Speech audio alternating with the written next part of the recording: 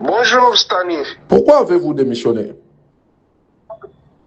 Oui, je viens de déposer ma lettre de démission de mon poste de deuxième vice-président du Sénat parce que je me disais que ça ne sert à rien d'engager un bras de fer avec mes collègues et je me suis dit, bon, de toutes les façons, quand on reçoit un mandat, on doit déjà se préparer à le quitter à tout moment. Et donc, comme il y a eu des incompréhensions à la suite de ma déclaration dans la conférence de presse, je croyais avoir été compris en disant qu'il faut beaucoup travailler sur l'homme, sur la mentalité, sur le comportement, pour espérer que le texte soit bien appliqué. Je croyais m'être bien expliqué, mais voilà. Comme il y a eu des incompréhensions, dans ma nature, je n'aime pas la confrontation. J'ai préféré déposer ma démission aujourd'hui, 18 mars 2026. Dans votre conférence de presse, vous avez pourtant plaidé pour le respect de la Constitution, notamment en ce qui concerne le mandat présidentiel. Bon, je n'étais pas entré dans les détails. Moi, je mettais un principe parce que je ne m'étais pas prononcé sur pour ou contre la Constitution, la modification ou le changement. Moi, j'avais émis un principe et ce n'est pas la première fois que j'y reviens. J'ai toujours dit que nous avons un problème des gens qui doivent bien appliquer les textes. Peut-être que les textes ne sont pas si mauvais qu'on le croirait, mais si déjà ceux qui existent étaient bien appliqués, je crois que ça rencontrerait l'assentiment de notre peuple. Vous démissionnez donc comme deuxième vice-président du Sénat, mais vous demeurez dans l'Union sacrée. Bien sûr, je reste dans l'Union sacrée. D'abord, je reste sénateur, je reste dans l'Union sacrée, je reste loyal au président de la République, Félix Antoine Tshisekedi Tshilombo. Moi, mon parti AFDC, à mon regroupement AFDC-A, deuxième force politique du pays. Quel avenir pour Bahati Lukwebo, maintenant que vous avez démissionné? Non, mon avenir n'est pas lié à la fonction de deuxième vice-président.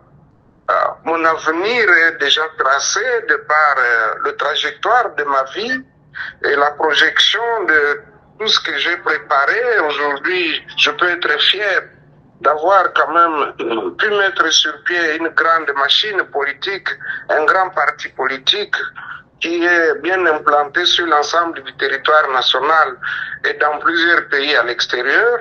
J'ai pu promouvoir beaucoup de jeunes, beaucoup de femmes, et je crois qu'au moins c'est un héritage sûr et certain pour le pays. Et je vois mon avenir, il est lié justement à ce que j'ai fait dans le passé.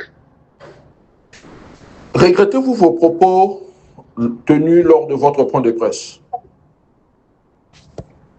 Mais je vais regretter quels propos. Je vous ai dit que j'ai dit que il faut plus travailler sur la mentalité, le changement de mentalité. Comment puis-je regretter de tels propos? Je le répéterai toujours qu'il faut beaucoup travailler sur la mentalité.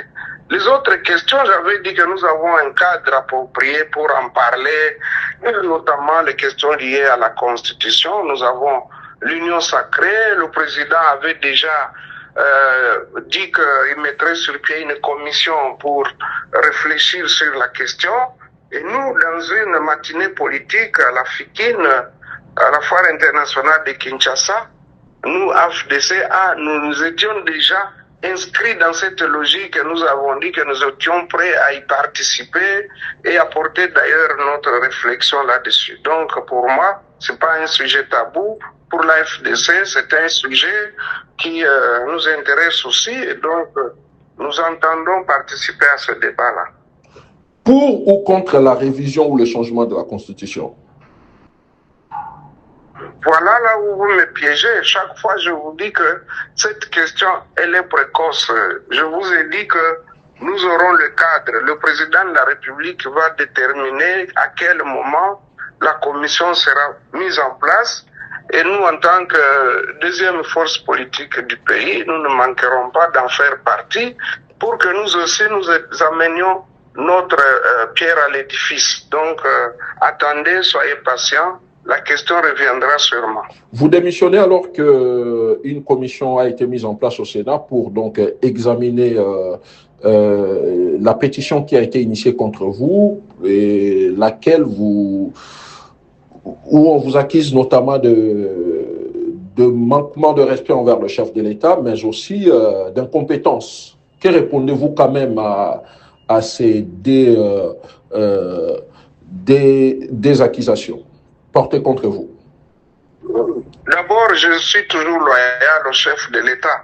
Et je ne pense pas que les gens, mes profondeurs, font plus ou bien aiment plus le chef de l'État que moi. Peut-être comme moi, je ne suis pas flatteur, et on croit que je suis timide, mais moi, je soutiens le chef de l'État dans les faits, dans les actions. Et je crois que c'est ce qui compte. Deuxièmement, je rejette toute idée de m'imputer injustement un qualificatif d'incompétent.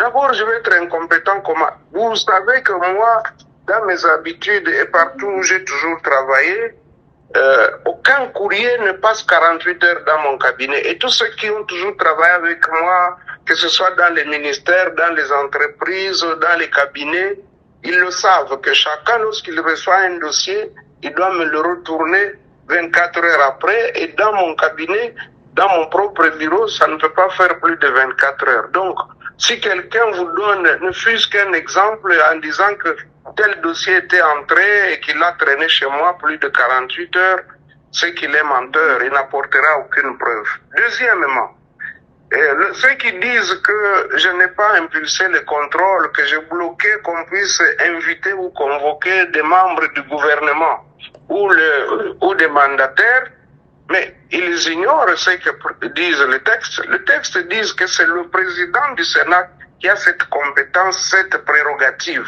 Ce n'est pas un vice-président d'inviter un ministre ou un DG.